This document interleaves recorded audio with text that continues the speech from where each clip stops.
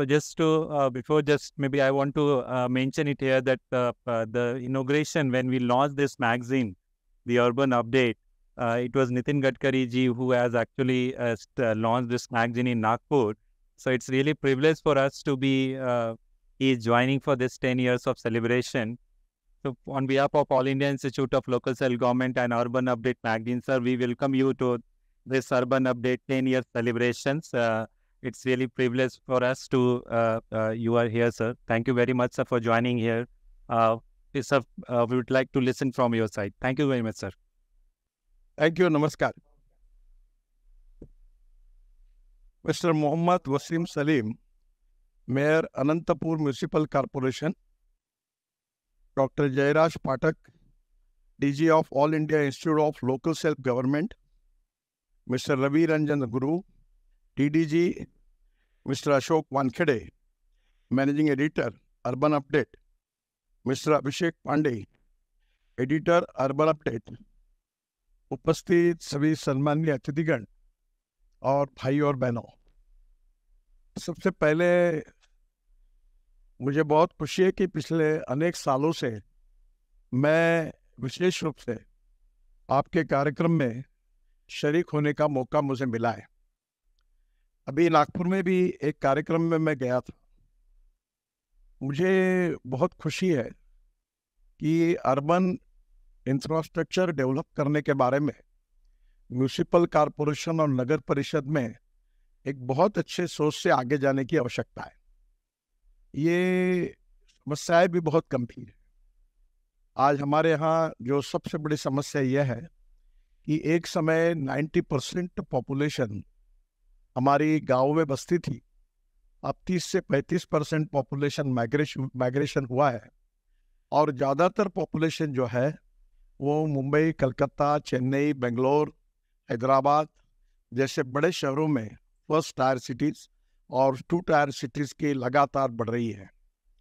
जिस प्रकार से ये पॉपुलेशन बढ़ रही है उस प्रमाण में स्वाभाविक रूप से हमारी डेवलपमेंट नहीं हो रही है। मैं आपको विशेष रूप से अनुरोध करूंगा कि सबसे पहली समस्या जो है वो पीने के पानी की है। पीने के पानी की समस्या के बारे में मैं आपको सबसे पहले इस बात का सुझाव देना चाहता हूँ कि हर नगर पालिका और महानगर पालिका में हमारे अलग अलग जोन होते हैं और वो जोन के हिसाब से हमें पानी डिस्ट्रीब्यूशन का अकाउंटिंग करने की बहुत बड़ी आवश्यकता है। कितना पानी हमारे सिस्टम में आता है, कितना पानी लोगों के पास जाता है, इसका कहीं भी हिसाब नहीं लगता। मुझे बताते हुए खुशी हो रही है कि देश का पहला 24/7 और लगभग आखिरी ऐसा एक ही प्रोजेक्ट जो हुआ वो नागपुर में हुआ और जो करने का सौभाग्य मुझे मिला। हमारे यहाँ जो 24/7 का जो प्रोजेक्ट हुआ उसमें सबसे पहले जहाँ से हमारा सोर्स था, जैसे पेज से हमारे यहाँ मेजॉरिटी पानी आता था और कनान से आता था, तो पहली बार तो ध्यान में यह आया कि जहाँ से इरिगेशन पानी देता था वह मीटर ही नहीं था और अपने मन में अंदाज से जो भी लगता था वो रेट लगता था। बाद में हमने वहाँ मीटर बिठाया जिसके कारण पहली बार पानी का ऑडिटिंग शुरू हुआ और कितना पानी आया उसके बारे में हिसाब लगने लगा।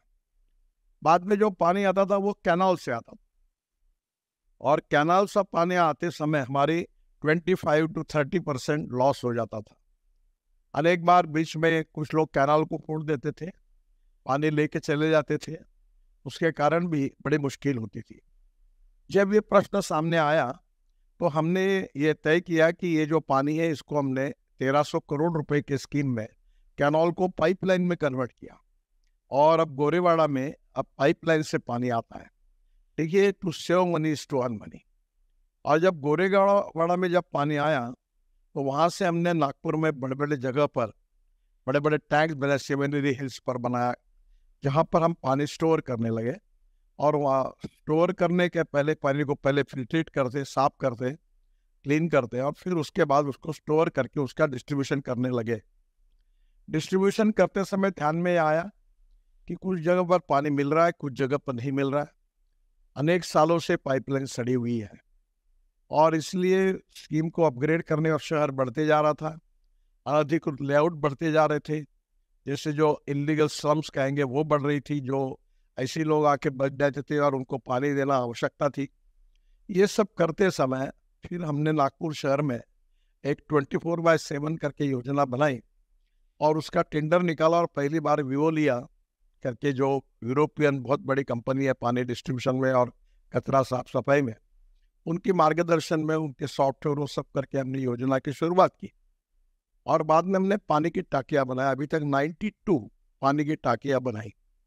और 92 जगह पानी की टाकियाँ बनाने के बाद फिर हमारे ध्यान में ये आया कि हमारे यहाँ पानी अनेक जगह नहीं पहुँच रहा है।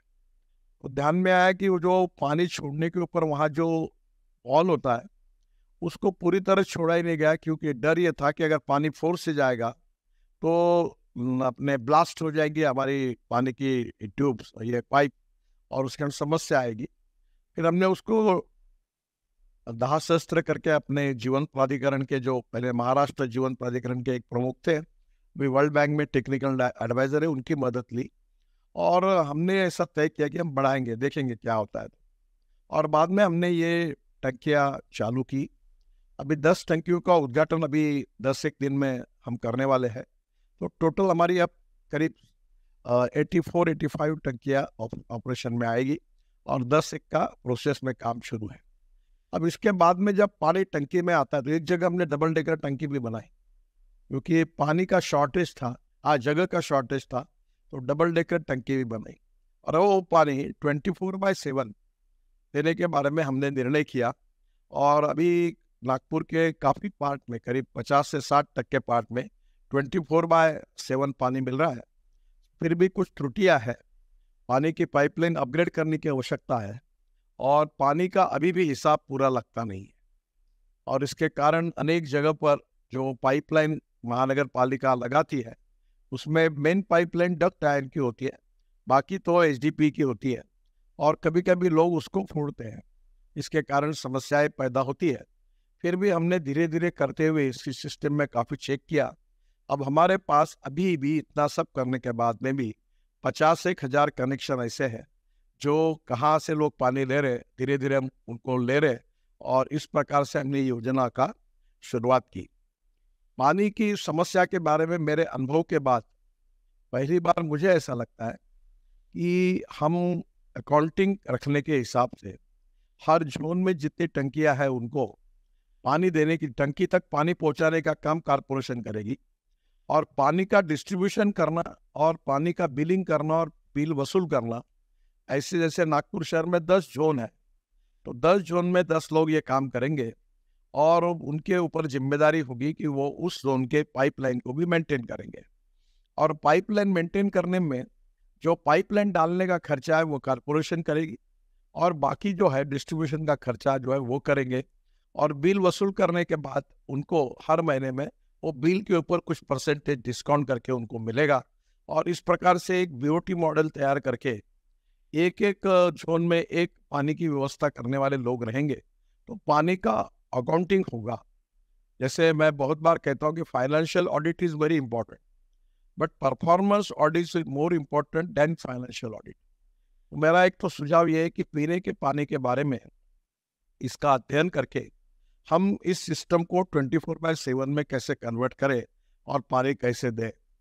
दूसरी महत्वपूर्ण बात यह है कि हमारी आज जैसे हमने कनान नदी में एक बांध तैयार करके वहाँ से कामठी के पास से पानी नागपुर शहर में, पूर्व और उत्तर नागपुर में देते हैं। मैं इसलिए आपको ये प्रोजेक्ट बता रहा हूँ कि वहाँ का पानी करीब हमारे 180 MLD वहाँ से आता है और करीब 500-550 MLD पेज से आता है। और ऐसा कर कर ये पूरे शहर में पिछले 10 साल में एक भी मोर्चा नहीं निकला है। तो पहली बात तो पीने का पानी ये इम्पोर्टेंट है। दूसरी इम्पोर्टेंट चीज़ है कि पीने का पानी जो ड्रेनेज में जाता है उसमें से बहुत बड़े प्रमाण पर समस्या ये है कि वो गंदा पानी शहर को प्रदूषित कर देता है। आज हमारे अर्बन इंफ्रास्ट्रक्चर में और अर्बन सिटी की सबसे बड़ी समस्या है वायु प्रदूषण, जल प्रदूषण और ध्वनि प्रदूषण। तो मैं आपसे सबसे पहले कहूँगा कि ये भी हमारा एक सक्सेसफुल प्रयोग हुआ, क्योंकि हमारे यहाँ पानी का रिजर्वेशन पेंच डैम में था और वहाँ से किसानों को भी पानी मिलता था। और उसके साथ कोराडी और खापरखेड़ा यहाँ 4000 मेगावाट पावर है, उसके लिए भी पानी यूज होता था। अभी ऐसा हुआ कि हमने ये तय किया कि हमारे पानी को हम शुद्ध करके अब करीब 250-300 MLD पानी यूज किया हुआ हम कोराडी और खापरखेड़ा पावर प्रोजेक्ट को देते हैं पिछले 8 साल से, और हमको हर साल 300 करोड़ रुपए इससे मिलता है। यानी गंदे पानी को अच्छा करके उससे मिलता है। तो नेचुरली हमारे पानी का स्वर, उसके साथ साथ ये पानी हमने इलेक्ट्रिसिटी बोर्ड को देने के कारण कोराडी खापरखेड़ा को उनका जो रिजर्वेशन था, जो पेंच में था जिसमें किसान आंदोलन करते थे, अब वो रिजर्वेशन कम हो गया और रामटेक और मौदा तहसील है, दोनों तहसील के किसानों को भी पानी मिलने लगा और अब हमारी कोई समस्या नहीं रही। तो पहली बात, तो पानी लोगों को पीने के लिए देना 24/7। दूसरी बात, जो पानी यूज करके सीवेज में आता है उस पानी में विशेष रूप से हमने MSCB को जैसे दिया, वैसे हमने अभी सभी स्कूल के ग्राउंड और सभी बगीचे और कंस्ट्रक्शन, इसमें ये फिल्ट्रेट पानी देने की कोई ज़रूरत नहीं है, इसके ऊपर हमारा खर्चा होता है। तो अभी हमने NIT ने कुछ पानी के प्लांट कुछ महापालिका बनाया, अभी तक भी शुरू हुआ है, और उसको जितना इफेक्टिवली करना चाहिए इम्प्लीमेंटेशन नहीं होता कि नए कंस्ट्रक्शन में जो पानी लगेगा, जो हम उससे फिल्ट्रेट करके देंगे वो उनको सप्लाई करेंगे, तो पीने के पानी का यूज उसमें से कम होगा। तो पहली बात, ये पानी का रीयूज करना गार्डन के लिए, बगीचों के लिए, खेलने के मैदानों के लिए, और उसके साथ साथ कंस्ट्रक्शन में, इंडस्ट्री में, कहीं भी रोड कंस्ट्रक्शन में, तो एक प्रकार से जो फिल्ट्रेट पानी हम सब जगह यूज कर रहे हैं, ये फिल्ट्रेट पानी की वहाँ जरूरत नहीं है, तो वो खर्चा भी हमारा बच सकता है। दूसरी बात जो महत्वपूर्ण मैं आपको बताना चाहता हूँ कि मैं जब वाटर रिसोर्सेस मंत्री था तो मैंने मथुरा में एक प्रोजेक्ट किया था। मथुरा का 80 MLD स्लज जो था, उसमें हमने हाइब्रिड एन्युटी में टेंडर निकाला। वैसे मैं रोड में BOT, हाइब्रिड एन्युटी, EPC, अलग अलग प्रकार के रोड के मॉडल थे, तो मैं रोड सेक्टर में काम करने के कारण मैंने तय किया कि हम एक प्रयोग करेंगे। तो ये जो प्रयोग निकला, इसमें 40% सरकार ने दिए और 60% त्रिवेणी इंजीनियरिंग कंपनियां उन्होंने इन्वेस्ट किए, और इस प्रकार से उन्होंने प्रोजेक्ट पूरा किया। और मथुरा के बाजू में एक इंडियन ऑयल कंपनी है, उनकी रिफाइनरी थी, उनसे मैंने बात की और हमने ऐसा किया कि वो जो इंडियन ऑयल की जो रिफाइनरी थी उसको हमने ये 80 MLD पानी जो शुद्ध करके उनको दिया। वो पहले यूपी के इरिगेशन डिपार्टमेंट से पानी लेते थे और 25 करोड़ साल के देते थे, अब वो 20 करोड़ साल के दे रहे, उनको पानी मिल गया, और ये त्रिवेणी इंजीनियरिंग कंपनी को मेंटेनेंस और सब खर्चा करते हुए भी पैसे मिलते हैं, ताकि उनको 20 करोड़ रुपए उनसे मिलते हैं, और ये 110 करोड़ के प्रोजेक्ट में, ये BOT में, हाइब्रिड एन्युटी में प्रोजेक्ट सक्सेसफुल हुआ। तो मेरा पहला कहना ऐसा है कि ड्रिंकिंग वाटर को, पानी को, उसकी प्रक्रिया, उसको पानी पीने के लिए जो है वो 24/7 बाय टेक्निकली कैसे करना, दैट इज फर्स्ट थिंग। हमने पूरा शहर को एक को कॉन्ट्रैक्ट दिया, इसके बजाय हर जोन वाइज कॉन्ट्रैक्ट देना, पैसे वसूली करने का भी देना, उसके ऊपर उनको कमीशन देना, मेंटेनेंस की भी जिम्मेदारी देना, और रोज वहाँ टंकी तक पानी भरने की जिम्मेदारी कारपोरेशन की होगी। तीसरी बात, यूज किए हुए पानी को फिर हमने पैसा मिलने का एक सोर्स बनाया। तो मुझे लगता है कि ये पीने के पानी के बारे में हमें विशेष रूप से सोचना होगा और टेक्निकली ये प्रोजेक्ट परफेक्ट करना होगा। एक महत्वपूर्ण बात है जो कचरे की है, ये मैं अक्सर 2 बातों को जिक्र करते रहता हूँ, एक innovation, entrepreneurship, science, technology, research, skill and successful practices, we name it as knowledge, and conversion of knowledge into wealth in the future। तो मेरा आप सबको कहना है कि विशेष रूप से हमारी जो वेस्ट है, म्यूनिसिपल वेस्ट, इसको सेग्रीगेट करके इसको हम लोग प्लास्टिक, मेटल, ग्लास, इसको रिसाइकलिंग कर सकते हैं। प्लास्टिक से क्रूड पेट्रोल निकालकर उसका भाव 34 रुपये लीटर आता है, मैंने अपने यहाँ ये प्रयोग किया है, और उसको हम लोग हार्वेस्टर में, डीजल में 50% डालकर यूज कर रहे हैं। वो सक्सेसफुल ट्रैक्टर में होता है, ट्रक में भी होता है। तो नेचुरली एक छोटे प्रोजेक्ट डालकर इसको वैल्यूडेशन किया जा सकता है। ग्लास और मेटल जो है, एल्यूमिनियम, बाकी सब, इसका भी रिसाइकलिंग हो सकता है, और इसलिए ये ऑर्गेनिक वेस्ट है, उसको बायोडाइजेस्टर में डालकर उसमें से मीथेन तैयार करके हम बायो CNG तैयार कर सकते हैं। और आपको पता होगा कि अभी मैंने बजाज की एक स्कूटर, मोटरसाइकिल लॉन्च की पूना में, और वो CNG पर है। तो एक किलोमीटर जाने के लिए पेट्रोल की बाइसिकल को 2 रुपये 25 पैसे लगते हैं, तो सीएनजी के मोटरसाइकिल को केवल 1 रुपया लगता है। तो सीएनजी ये चीपर फ्यूल है, और उसके साथ साथ सबसे बड़ी बात यह है कि पेट्रोल की तुलना में 1 रुपया 25 पैसे पर किलोमीटर सेविंग है। यानी आप 10,000 रुपये पेट्रोल पर खर्चा कर रहे हैं, तो 4,000 रुपये में सीएनजी पे आपका काम निपटा है। गरीब आदमी की उसमें बचत होगी। तो ये भी प्रोजेक्ट अभी विशेष रूप से पंजाब, हरियाणा, वेस्टर्न यूपी और पूरे देश में अनेक जगह पर करीब 400 प्रोजेक्ट ऐसे बन रहे हैं जो परली राइस स्ट्रॉ से इथेनॉल बनाया, सीएनजी एलएनजी बना रहे, और वो ट्रैक्टर में, बस में यूज करके सीएनजी की मोटरसाइकिल, स्कूटर्स, और अभी धीरे धीरे सीएनजी की कार, सीएनजी की मिनी ट्रक, सीएनजी पर बसेस काफी पॉपुलर हुई, और इसके कारण बड़ा फायदा हो रहा है। सेविंग भी हो रहा है, import substitute, cost effective, pollution free और इंडिजिनस। दूसरी बात, ये परली जलाने से बड़ा प्रदूषण होता था दिल्ली में। अब पानीपत में इंडियन ऑयल ने और एक प्रोजेक्ट डाला है कि परली से 1 lakh litre ethanol, 150 ton biobitumen यानी डांबर तैयार होगा, और 88,000 ton per year bio aviation fuel, sustainable fuel तैयार होगी। शुगर फैक्ट्री में जो प्रेस मड है, स्पेंट वॉश है, उससे भी, और ऑर्गेनिक वेस्ट कचरे से भी, और बायोमास जो बायो एनर्जी, बायोमास जो बायोटेक्नोलॉजी का उपयोग करके हम तैयार करेंगे, उससे भी, सभी वेस्ट से हम बायो सीएनजी और बायो एलएनजी तैयार करते हैं। ये भी बहुत फायदे का है।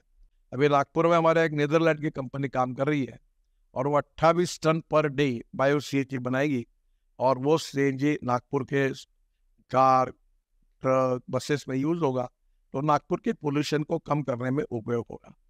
हमारे यहाँ 40% पोल्यूशन जो हमारा है वो मेरे डिपार्टमेंट के कारण, रोड ट्रांसपोर्ट के कारण हो रहा है, डीजल, पेट्रोल और फॉसिल फ्यूल के कारण हो रहा है। और हम लोग 22 लाख करोड़ रुपए देश से हर साल हम इंपोर्ट करते हैं फॉसिल फ्यूल को, उसके लिए खर्चा होता है। तो ये वेस्ट टू वेल्थ वाली बात है, तो इसका उपयोग भी हम हर कारपोरेशन में कर सकते हैं। मुझे बताते हुए खुशी हो रही कि हमने देश में एक प्रयोग किया कि हमें एग्रीगेट लगता था दिल्ली मुंबई हाईवे में, और दिल्ली में पानीपत के बाद हम एक नया UR2 बना रहे 10,000 करोड़ का, द्वारका एक्सप्रेस हाईवे से एयरपोर्ट तक, T3 तक चला जाता है। तो ये पूरे, और अहमदाबाद, डोलेरो और चंडीगढ़ से अनेक जगह पर हमने म्यूनिसिपल वेस्ट को अभी हमने रोड कंस्ट्रक्शन में यूज किया है। मैं आपको अनुरोध करूंगा कि NHAI तरफ से हमने सर्कुलर निकाला है, आपके संबंध से उस सर्कुलर आप प्राप्त करके आपके मैगजीन के द्वारा प्रचार करिए। जहाँ जहाँ NHAI का काम होगा, हम मशीनरी भी कॉन्ट्रैक्टर को फाइनेंस करेंगे और सेग्रीगेट करेंगे, और कचरा रोड में डालेंगे, तो किसी शहर में कचरे का डंप रखने के लिए जगह की आवश्यकता भी नहीं पड़ेगी, और कचरे का विनियोग होगा। ये स्वच्छ भारत के लिए वेस्ट में वैल्यू क्रिएट करने का अच्छा काम है। दूसरी बात मुझे आपको कहनी है, ये जो रिसाइकलिंग वाला काम है, ये जो अलग अलग मेटल और ये, इसमें भी आप रॉ मटेरियल को बेच के, आज कचरा आपके लिए खर्चे का विषय है, ये इनकम का विषय बन सकता है, वेस्ट टू वेल्थ। तो इसमें भी आप विशेष रूप से कुक टेक्नोलॉजी आई है, इसमें भी आप जरूर काम करिए। जैसे कचरा, सॉलिड वेस्ट और लिक्विड वेस्ट मैनेजमेंट की दो की बात हुई, वैसे मैंने आपको विशेष रूप से ड्रिंकिंग वाटर की भी बात की। इन तीनों बातों के साथ चौथी जो इम्पोर्टेंट बात है वो पावर की है। एक बात जरूर है कि नगर परिषद और महानगर पालिका को राज्य सरकार बिजली काफी सस्ती दरों से देती है, और इसलिए मेरा आपसे अनुरोध है कि हम अपने यहाँ इलेक्ट्रिक बसेस चलाएं, और इलेक्ट्रिक बसेस के लिए महानगर पालिका के अनेक गोडाउन पर, जगह पर अगर हम ऊपर में रूफटॉप सोलर लगाते हैं, और थोड़ा सोलर, हम सोलर बैकअप में सोलर स्टोरेज भी करते हैं, तो दिन भर हमारी बसेस चालू रहेंगी और इलेक्ट्रिक पे चलेगी, तो हमारी फ्यूल कॉस्ट 0 होगी। इसमें एक नई टेक्नोलॉजी को अभी हम लोग ला रहे, पहला प्रोजेक्ट हम नागपुर में कर रहे। वो जब मैं जेकोस्लाविया गया था तो स्कोडा कंपनी में गया था, और उनकी 18 और 24 मीटर की बस है। अब वो बस को अगर हम इलेक्ट्रिक पर लगाए तो केबल पर केबल डालनी पड़ती है।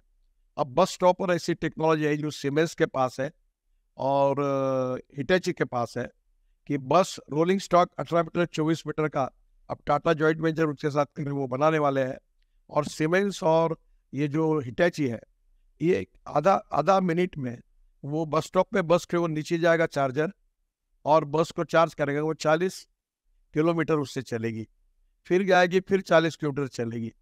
और उसमें अगर हम लोग सोलर पावर का इस्तेमाल कर सकेंगे शहर के, तो मुझे लगता है कि कारपोरेशन के सोलर पावर इसमें काम में आएगी, तो फ्यूल कॉस्ट जीरो होगी। और जब बस मैंने अब टाटा को बनाने के लिए कही है पहले पायलट प्रोजेक्ट के लिए, उसमें 135 लोग बैठेंगे, सीटें एग्जीक्यूटिव क्लास की होगी, लैपटॉप होगा, सामने से एंट्री होगी, क्योंकि बस सर्विस जो फेल हुई इसके कारण जो लोग पैसे देते हो पैसा ही हमारे खींचने में नहीं आता, तो इसलिए वहाँ कैमरा रहेगा, ऊपर से सामने से ड्राइवर के बाजू से लोग चढ़ेंगे और उतरेंगे, वो सब रिकॉर्ड होगा। और टिकट नहीं होगा, उसमें अपने मोबाइल फोन पर या अपना कार्ड दिखाकर वो अंदर आ जाएंगे और उनके बैंक अकाउंट से पैसे मिल जाएंगे। तो इस प्रकार के सिस्टम करने के बाद उसमें हमने एक छोटी पेंट्री भी डिजाइन की है, और जैसे बस में एयर होस्टेस होती है वैसी बस होस्टेस होगी, वो आपको चाय कॉफी नाश्ता फ्रूट्स वगैरह दे सकेगी।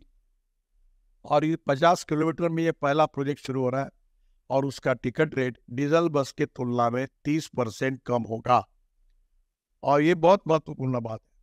और मैं आज ट्रांसपोर्ट मिनिस्ट्री के नाते मेरे पास सभी स्टेट के बस ट्रांसपोर्ट का काम है, और बस ट्रांसपोर्ट में मैं आपको बताऊंगा कि इसमें भी सरकारी मदद की कोई जरूरत नहीं है।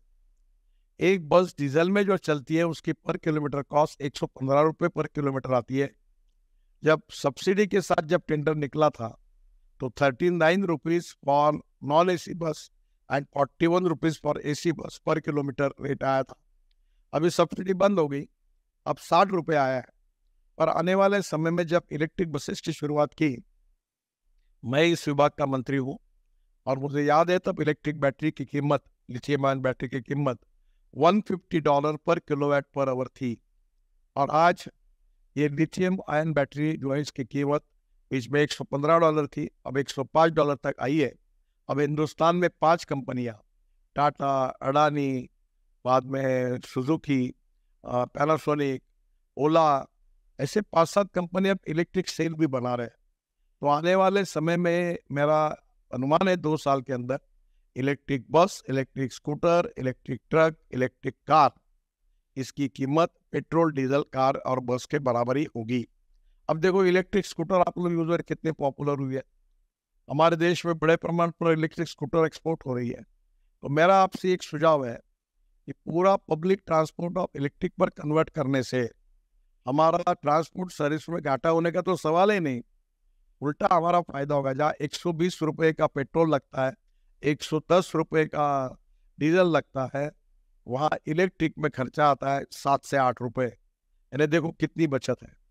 दूसरी और अगर हम लोग इथेनॉल यूज़ करेंगे तो इथेनॉल में 60% बिजली और 40% इथेनॉल पे चलती है गाड़ी। मेरे पास इनोवा गाड़ी है टोयोटो की, गाड़ी चलती है तो उसका रेट आता है 25 रुपये लीटर, एवरेज पकड़ के पेट्रोल का 25 रुपये लीटर पेट्रोल का भाव आता है। और अभी हाइड्रोजन तैयार करेंगे आप कारपोरेशन में, तो आप हाइड्रोजन की बस इससे भी सस्ती होगी, और हमारे वेस्ट से हाइड्रोजन तैयार होगा। हाइड्रोजन 4 प्रकार का है, जो कोयले से तैयार होता है वो ब्लैक हाइड्रोजन, जो पेट्रोलियम से तैयार होता है वो ब्राउन हाइड्रोजन, और जो गंदे पानी से और कचरे से तैयार होता है वो ग्रीन हाइड्रोजन।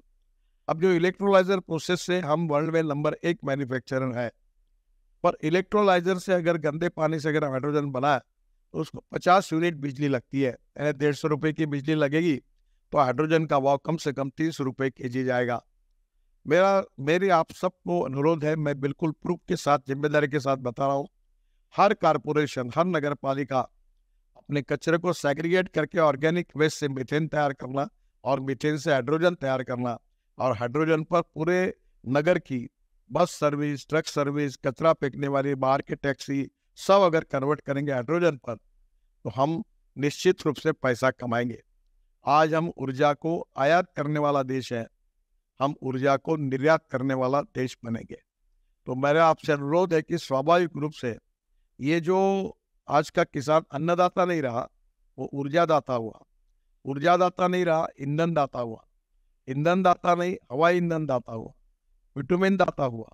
तो मेरा आपसे यही कहना है कि हमारे कारपोरेशन अगर एनर्जी को तैयार करने वाला चिपेस्ट सोर्स होगा, तो आपकी आर्थिक स्थिति क्यों खराब होगी। ये 22 लाख करोड़ का इंपोर्ट कम करके हर नगर पालिका महानगर पालिका बहुत पैसा कमाएगी। हमने इसमें वेस्ट में वैल्यू क्रिएट की है। तो waste to wealth and knowledge to wealth, ये दोनों बातों के ऊपर महानगर पालिका में विशेष रूप से काम होना चाहिए। दूसरी एक महत्वपूर्ण बात है कि हमारे महानगर पालिका में लोग आते हैं चक्कर काटते, क्यों आते हैं? मृत्यु के लिए, इसके ऊपर, इंटरनेट के ऊपर। क्या हम ये कर सकते हैं, हमारे प्रशासन को इस प्रकार से डिजिटलाइज बना सकते हैं कि हमारे ऑफिस में कोई आएगा ही नहीं, वो उसके घर में बैठकर अप्लाई करेगा। और सबसे तकलीफ वाला विषय है जिसके कारण वर्ल्ड बैंक ने हमारा रेटिंग कम किया, वो है नगर पालिका महानगर पालिका क्षेत्र में नक्शे सैंक्शन करना, डेवलपमेंट प्लान को तैयार करना। आप में से बहुत से लोग नगर विकास विभाग में काम करते होंगे, मुझे शर्म आती है कहते हुए, मेरे शब्दों के लिए मुझे माफ करिए। 15-15, 20-20 साल ये होता नहीं डेवलपमेंट प्लान तैयार, और उसमें इतनी गड़बड़ियाँ होती है, इतने लोगों को तकलीफें होती है। क्या इसको हम लोग डिजिटलाइज कर सकते हैं, या प्राइवेट आर्किटेक्ट को अधिकार दिया, जो गलत करेगा उसकी डिग्री निकल जाएगी? हम ये पूरे सिस्टम में इतना तकलीफ लोगों को देते हैं ये, और लोग इलीगल कंस्ट्रक्शन करते, कोई कार्रवाई नहीं करती, इंक्रोचमेंट करते, कोई कार्रवाई नहीं करती, फुटपाथ लोगों के लिए बनाए, कोई कार्रवाई नहीं होती। मेरा आपको यही कहना है कि ये जो प्रशासन में परिस्थितियां, इसमें राजनीतिक समस्या भी है और प्रशासकीय समस्या भी है। हमारे शहर को सुंदर स्वच्छ बनाना है, यूरोपियन स्टैंडर्ड के बनाना होगा, तो हमको निश्चित रूप से ये करना पड़ेगा। अभी मैं आपको एक बात बताता हूँ कि हमारे अच्छे बगीचे बनने चाहिए, अच्छे खेलने की मैदानें होनी चाहिए। आज हमारे यहाँ जगह है, हम खुद भी नहीं करते, किसी को करने देते। अभी नागपुर में अभी 27-28 तारीख को मैंने हमारे यहाँ वर्धा रोड पर जो रिंग रोड आता है, वहाँ एक ऑक्सीजन बर्ड पार्क बनाया। ऑक्सीजन बर्ड पार्क मैंने वहाँ 45 हेक्टेयर पर सब फल झाड़ लगाए, जामुन है, गावा है, आम है, सब फल लगाए। पर ये फल तोड़ने का अधिकार इंसानों को नहीं है, आदमी को नहीं है, प्राणियों को नहीं है। ये फल केवल बर्ड्स खाएंगे। और वहाँ एक बड़ा कॉफी शॉप बना है, पार्किंग की व्यवस्था है, और लोग ऑक्सीजन लेने के लिए इस पार्क में आएंगे और बर्ड्स जो है वो फल खाने के लिए आएंगे। बहुत अच्छा वहाँ सुविधा हो रही है। तो ये जगह का उपयोग हुआ और लोग अब उसको देखने के लिए आएंगे। धीरे धीरे उसी में रात को कोई लाइट एंड साउंड शो होगा, तालाब अच्छे होंगे, तो नेचुरली वहाँ जैसे फाउंटेन में शो अच्छे बन सकते हैं। हमारे यहाँ हमने वर्ल्ड स्टैंडर्ड का फाउंटेन में शो बनाया, इसमें अमिताभ बच्चन की कॉमेंट्री है, गुलजार साहब की हिंदी में, अमिताभ जी की अंग्रेजी में, नाना पाटेकर की मराठी में, संगीत AR रहमान का है, और वर्ल्ड के 6 ऑस्कर विनर उसमें उन्होंने भाग लिया है।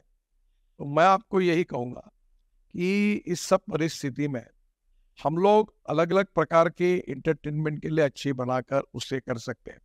आखिरी एक समस्या जिसका हम जिक्र कर रहे हैं वो एक ऐसी है कि हमारे पास जगह पड़ी है और हमारे गाँवों में सब्जियों का बाजार नहीं है, फल और सब्जी का बाजार नहीं।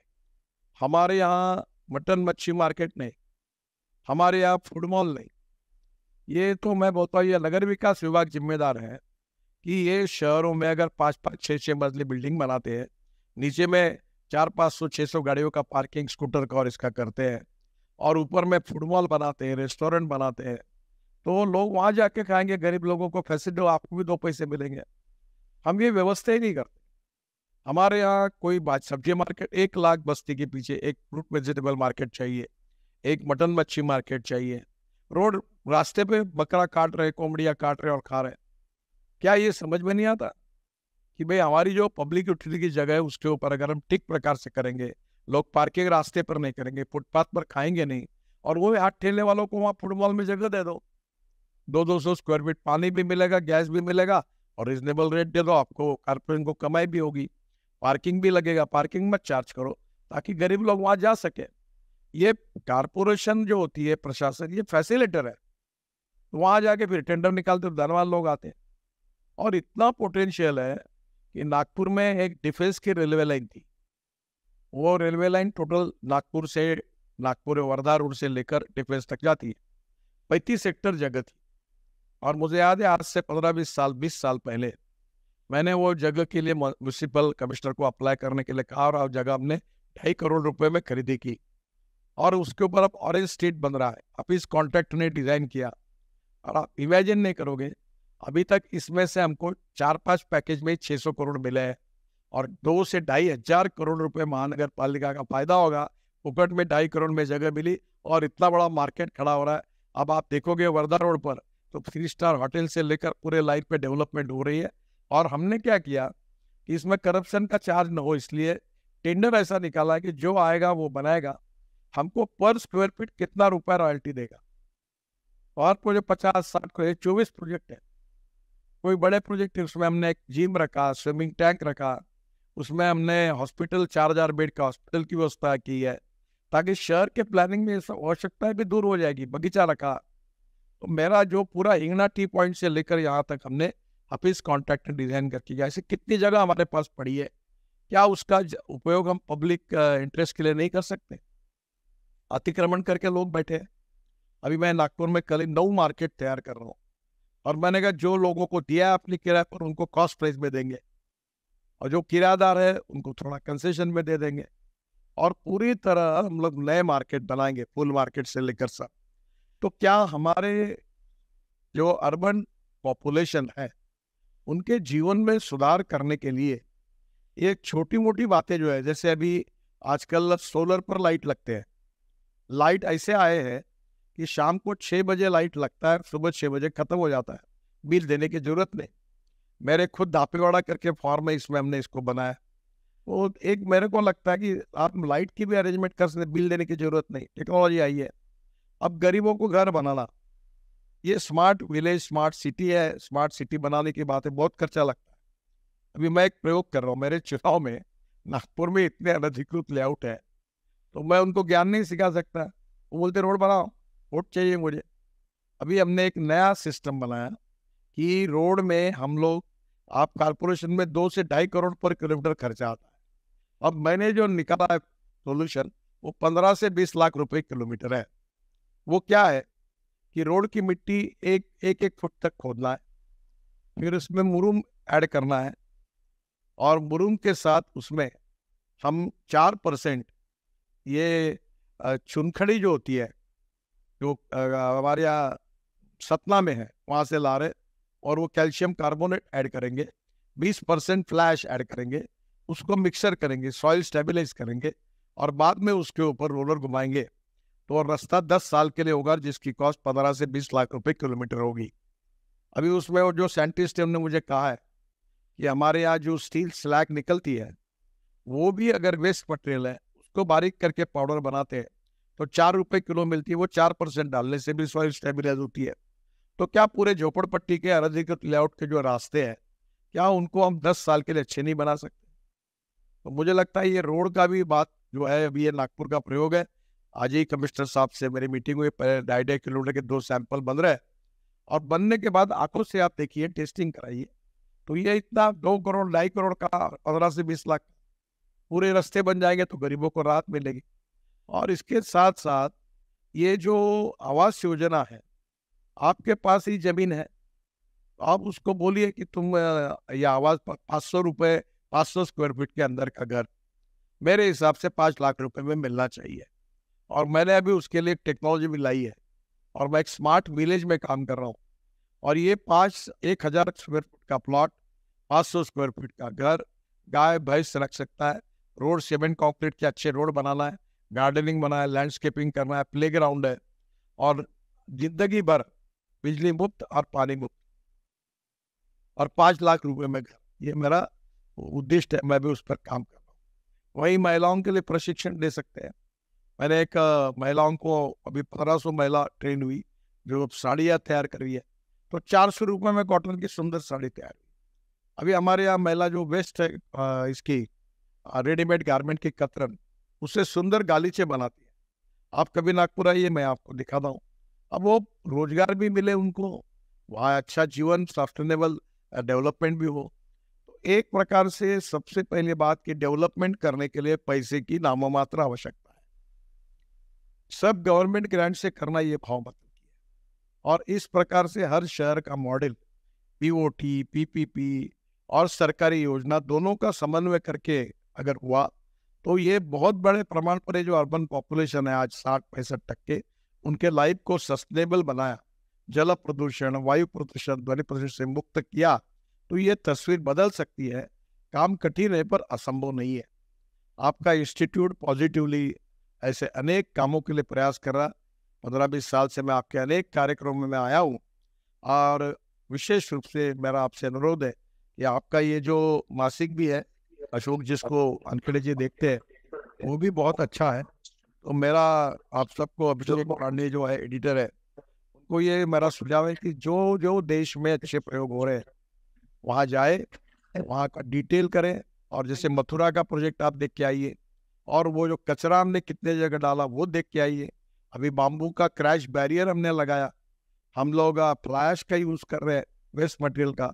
अब रबर और प्लास्टिक, ये 15% रबर पाउडर वेस्ट टायर की और 60% प्लास्टिक हम बिटुमेन में डाल रहे हैं। तो मुझे लगता है कि इन सब बातों के बारे में और नए इनिशिएटिव के बारे में आप जरूर अध्ययन करिए, देखिए।